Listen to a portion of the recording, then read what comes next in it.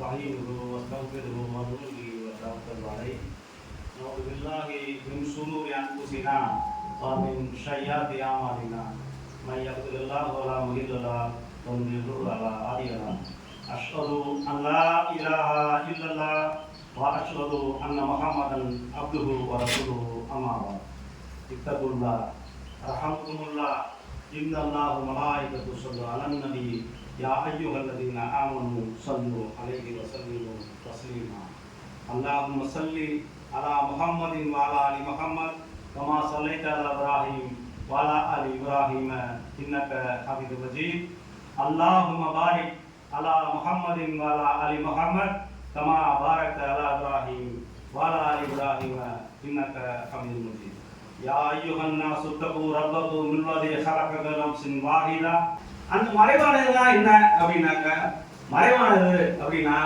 மறைவான விஷயங்கள் அப்படின்னு நல்லா அவசியம் வந்து பட்டியல் தான். அதில் முதல் விஷயமா வந்து உங்களுடைய இறை நம்பிக்கையை கூட்டக்கூடிய மறுமையை அவர்கள் முழுமையாக நம்புவார்கள். அவங்க எப்படி மறுமையை முழுமையாக நம்புவாங்க அப்படின்னு சொன்னாங்க. நியாய தீர்ப்பு நாளுடைய அதிபதி அப்படின்னு சொல்றோம் இல்லையா, அந்த நியாய தீர்ப்பு நாளுடைய அதிபதி சொல்லக்கூடிய அத்தனை விஷயங்களும் மறுமை சம்பந்தப்பட்ட அத்தனை விஷயங்களும் நம்புவார்கள். அது யாரும் நம்ம கண்ணால பார்க்கல.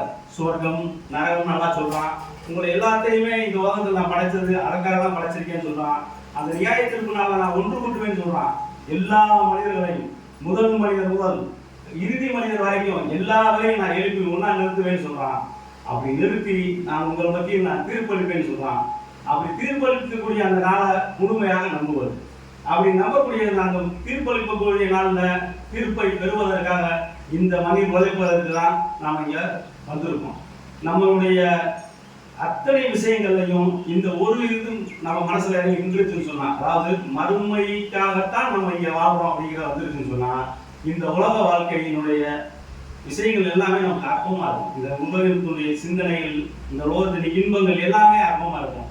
ஏன் அப்படின்னு சொன்னா, அதெல்லாம் வந்து மறுமையில நான் வந்து மிகப்பெரும் சுவனத்தை நான் பைசா வச்சிருக்கேன் அப்படின்னு சொல்றான்.